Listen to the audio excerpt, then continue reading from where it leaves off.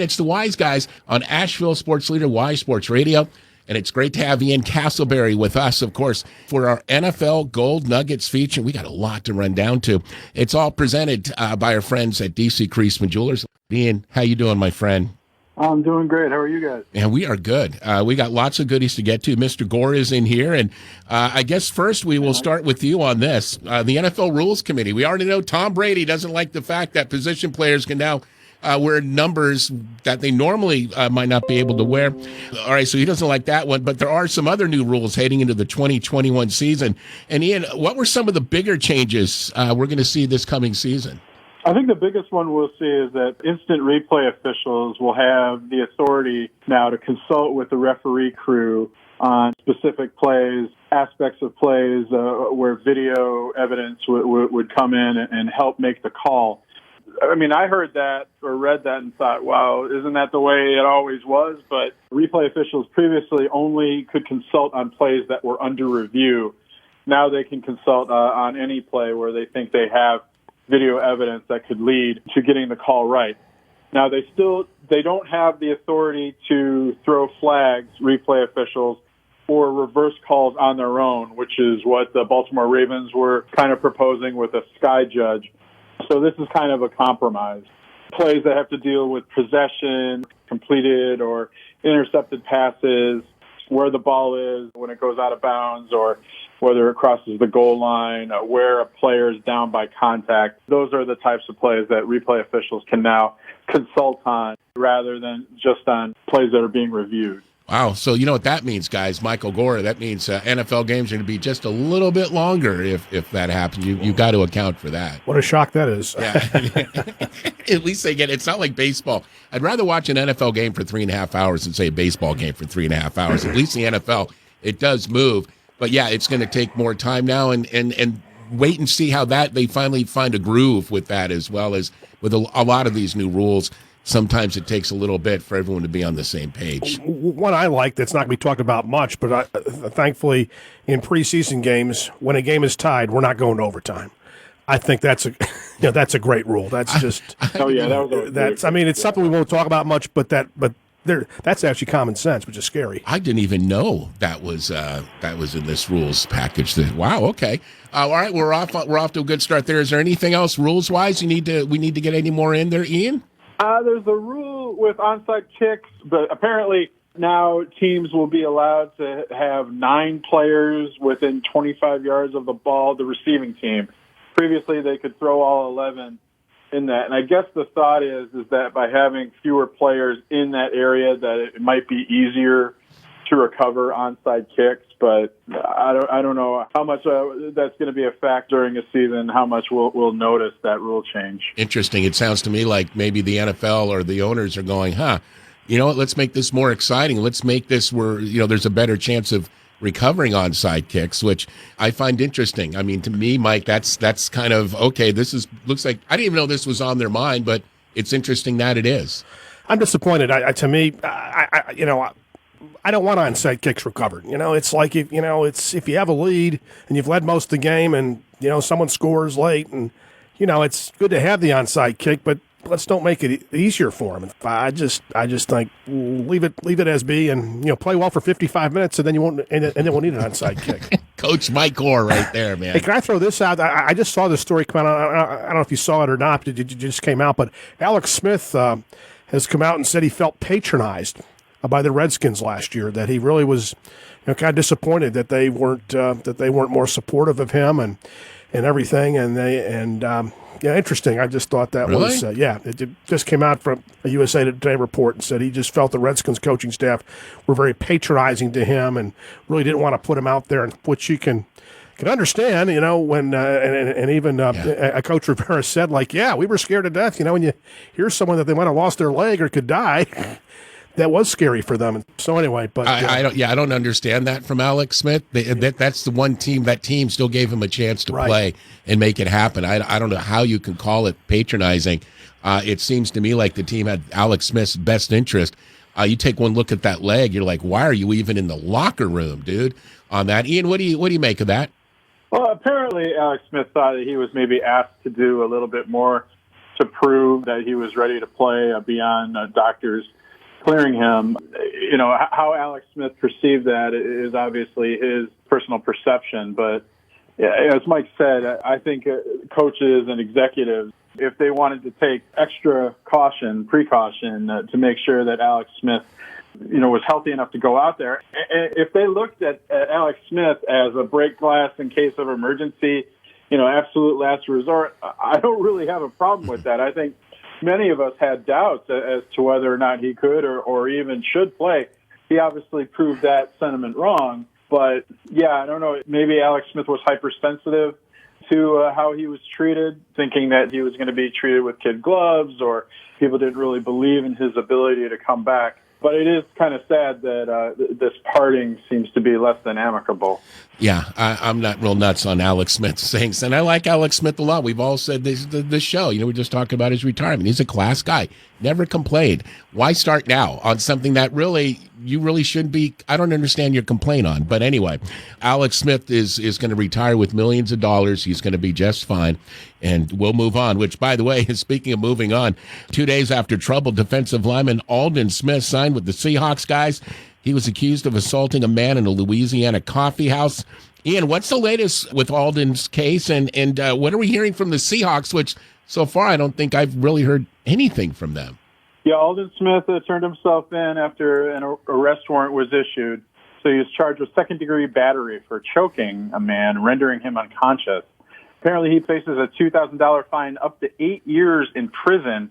As you said, this occurred 2 days after Smith signed a $1 million deal with the Seahawks. The Seahawks, I think they're kind of just letting the league and the legal process take place before they decide whether or not. I don't think they want to cut him if it turns out that was a drastic move. I think they're willing to see what the NFL investigation and what legal authorities come up with. But boy, you know, Aldon Smith was probably on thin ice anyway. I mean, he had a good season last year with the Cowboys after missing 4 seasons due to off-the-field concerns. But his track record, you have to say that him getting into trouble like this, the Seahawks could use him, but I think that was more of a depth signing from what I understand. And they thought, well, if we can get somebody of his caliber for just $1 million, we'll take a chance. But they have enough guys at edge rusher positions where I think they could let Aldon Smith go and wouldn't really consider it a tough move for their roster. And Michael, it's interesting. You know, this is where the NFL is really inconsistent, and we're talking about the teams here. If this was a kid that was a borderline player, if this was a kid that maybe had a shot at making the team or just barely made the team, he would have been gone. I mean, moments after the Seahawks caught wind of this. We're talking about a guy that was in jail for gun charges. We're talking about a guy that has a troubled past. The Cowboys let him go.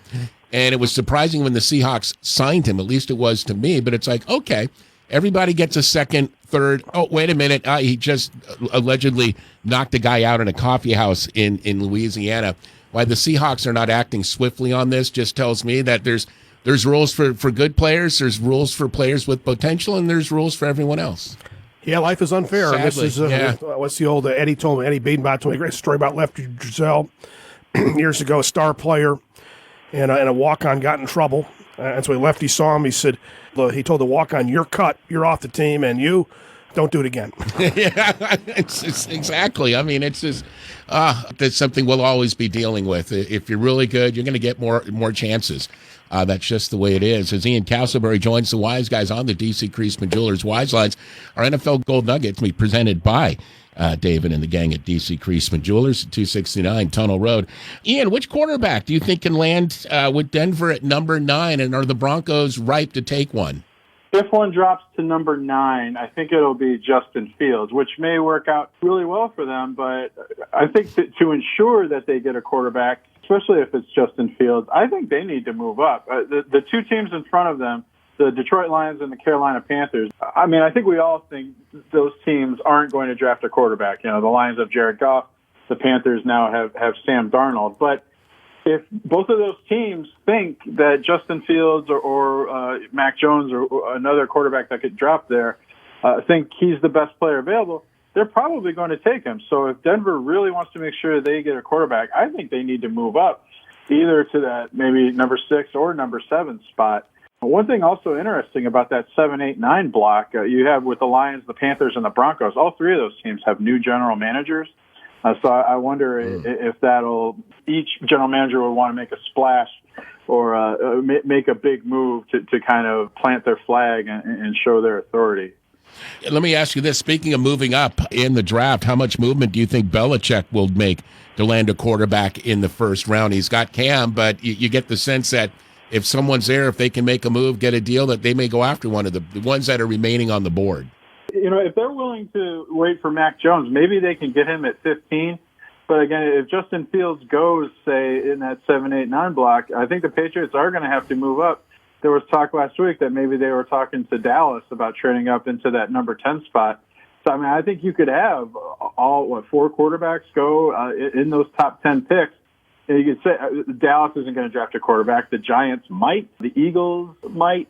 Maybe the Patriots want to move ahead again into that number 10 spot, but the Chargers and the Vikings aren't going to draft quarterbacks. So for Belichick, unless he wants to move down and thinks that a quarterback like Kyle Trask from Florida, Texas A&M's Kellen Mond is just or almost as good as Mac Jones and isn't worth moving up, that they can get a similarly talented or similarly valued quarterback, I think the Patriots will have to move up into the top 10 to get an impact quarterback. And I think, too, Michael, the key here is Trey Lance. If the Falcons take Trey Lance at number 4, and that's not a guarantee, but that's heavy in the rumor mill, or that they may trade down to number 6 and take Kyle Pitts. But it just depends on right there. I think if Trey Lance does not go to the Falcons at number 4, there's a real chance he could slip down to number 8 with the Panthers, and who knows what Matt Rule and Fitterer are going to do if he's there, but also to Denver as well. They played their cards pretty close to the vest. We don't know much that's going on, so which is good, so to speak. And I think you'll see. I think there's also possibly a lot could happen between now and next week's draft. I think you'll start. This is where things will kind of pick up. So it's fun to speculate. That's why these shows are so popular. Is the three of us can get to speculate and put our general manager hat on and try to figure out what's going to happen when we really don't have any idea. But that's okay. That's but like I said, I think we're going to see a lot of stuff happening here the next week. Yeah, could be a lot of drama on draft night for sure. Speaking of the Panthers, Ian, do you think Carolina will trade down from number 8? That's another hot rumor out there. I think they will. If they're looking for an offensive lineman or defensive help, and they're not interested in a quarterback, I think, we talked about the Patriots possibly wanting to move up to that number 8 spot so they could trade down to number 15. I think the Washington football team is also a team to keep an eye on. Supposedly they really like Trey Lance, and they might not be able to get him at number 8. But if it results in the Carolina Panthers getting an extra first-round pick next year, I don't think they'll be able to get an extra one this year, along with a second-round pick. Reportedly, in these rumors that the Panthers want more pick in their 2021 class, which, the more players you get, the better chance you have that somebody is going to be an impact player or a contributor. So I think there are definitely possibilities, again, circling the Patriots, circling the Washington football team for the Panthers to move down and still get a linebacker or a cornerback that they may be looking at. All right, we'll keep an eye on that, Michael Gore, for Panthers fans for sure. All right, the NFL releases its 2021 schedule, or is about to, and there's going to be 17 games, and yet just one bye week. I know, guys, they were talking about putting an extra bye week in with the extra game, but Ian, I'm assuming the league is still planning to do that moving forward, just not this season? Yeah, I would circle 2023 when the new TV deal kicks in. I think the league and the teams will have a better idea of how everything's going to line up, how that extra bye week would fit in, which windows they're going to have. There are going to be some Sundays where there's going to be 4 windows if you include the early games that are going to be played in London. So you could have a 9 o'clock, a 1 o'clock, a 4 o'clock, and then the Sunday night games. Well, as you said, it's certainly not going to be this season, but I would circle 2023 as when that second bye week becomes part of the schedule. All right. Is the for this season, is the Super Bowl the second Sunday in February this year, or is it still the first? Will it be the first Sunday? The Super Bowl is still going to be the first week of February, Sunday, February 6th. All right, as we're joined by our buddy, Ian Castleberry with the Wise Guys, and of course, it's great to have with us Michael Gore is my guest host as well, and of course, Ian joins us on the D.C. Creasman Jewelers Wise Lines. All right, Mike, here we go, buddy. I think it's queuing up. The Bills make me wanna shout, kick your heels up and shout, throw your hands up and shout, throw your head back and shout. Come on now, the Bills are making it happen now. Yes, indeed they are. All right, Ian Castleberry, it is the Mike Gore Bills takeover question for the day. You spoke last week about the Bills maybe needing to improve its running game. Could you see Buffalo taking someone like, say, a Travis Etienne with the 30th pick? And he's one of the two running backs that may head in the first round. You know, Mike talked last week that the Bills were looking for an edge rusher, and I wonder if that's actually going to be a priority. I mean, they could certainly use a running back, and when you see someone like Travis Etienne or Najee Harris on the board, somebody who can be a three-down back, who can also catch out of the backfield, that would just be a tremendous weapon for the Bills' offense for Josh Allen. But I wonder if the Bills are prioritizing edge rusher or cornerback help. Everything in Buffalo points to them going either with an edge rusher or a cornerback. Actually, it's more talking a cornerback more than anything else. I think they felt like they accomplished a lot last year, but defensively they weren't great, and I think they feel like they got to shore that up, and hopefully they will with the draft. I think Brandon Beane's done pretty good, but I could also see him just throwing a wild card out there, and just if Travis Etienne, he's just too good. He's just too good to pass up. So I could see it. So I could see that happening as well. But, last year, Devin Singletary, he had a great rookie season 2 years ago, and last year he wasn't quite as good.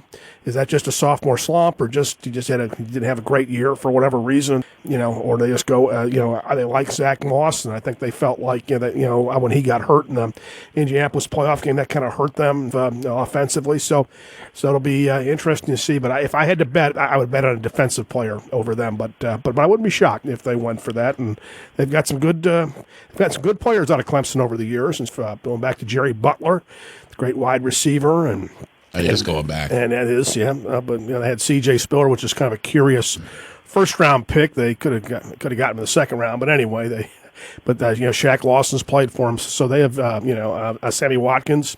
There's a pipeline there. There was Sammy didn't take things as serious in Buffalo as he did in other places, and he was hurt all the time. So they have gotten some good players out of Clemson. So we'll see what happens. All right, Ian Castleberry, as always, thank you for a few minutes today. Always appreciate you. Enjoy the rest of this lovely day. And all right, you guys enjoy the rest of your week. Thanks. Thank you, buddy. Always appreciate Ian Castleberry stopping by. You can, by the way, follow Ian by going to thecomeback.com. Also log on to awfulannouncing.com. Ian writes for both, edits as well, and keeps very busy. We appreciate him always playing with us.